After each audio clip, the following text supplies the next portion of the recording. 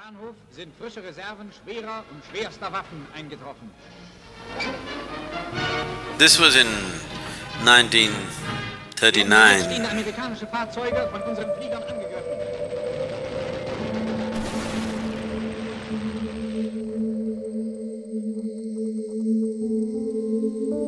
And this family, a Jewish family in Germany or Austria probably,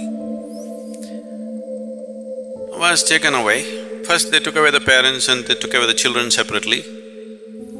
And this girl who is 13 years of age at that time and her brother who is 8 years of age were brought to the railway station along with lots of other kids. Parents were taken away somewhere to some labor camp or something. These kids have been separated. And they pulled out from a wealthy family and now they're on the railway platform on a winter day. Kids are kids, once they are there, they're playing and this boy is going out playing with people, they're kicking around something, playing football, all this. Then the train came. Once the train came, the soldiers came and pushed everybody into the trains like cattle, they were all loaded up. And after they got into the train and train started moving, the boy said he forgot his shoes in the platform.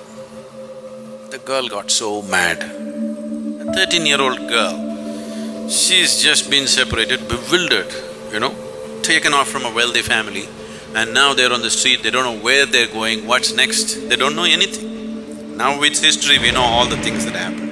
At that moment, these little children, they don't know anything, what's going to happen. And now this fellow leaves his shoes and comes, it's a cold month. So she held him by the ear and twisted it as much as she wanted and she abused him. You idiot, I have enough trouble on my hands and now you have to leave your shoes and come. And when the next station came, they separated boys and girls. So he was taken away somewhere, she was taken away somewhere.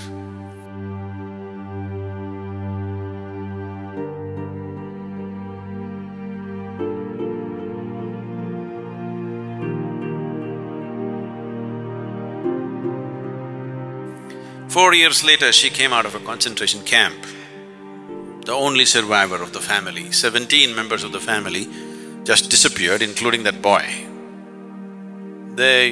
She never figured where he went. He just evaporated somewhere. And all that she remembered was the last things that she said to that boy. She could have said something nice to him. All the horrible things she told him because he lost his shoes. And then when she came out of the concentration camp after 4.5 years, she made up her mind. It doesn't matter whom I speak to. When I speak to somebody, if that happens to be the last time I speak to them, I should not regret. If you just speak like this to people, you will definitely say something else. And how do you know this will not be the last thing? Whoever is sitting next to you, how do you know that today is the last day that you're meeting them? It could be possible, isn't it? Yes? And this one vow that she took for herself just transformed her whole life and became such a beautiful human being because she decided whoever she talks to, she will talk to them as if in case this happens to be the last time, she will not regret it. Even such a horrific thing happens to her, she makes a blessing out of it.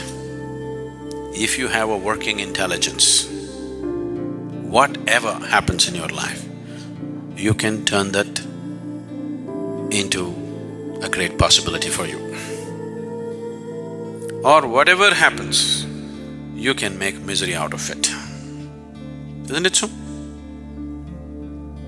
Whatever the situation, it doesn't matter what's the situation, whatever the situation, you can turn it into a great possibility if only you are willing to look at it with openness. Everything can be turned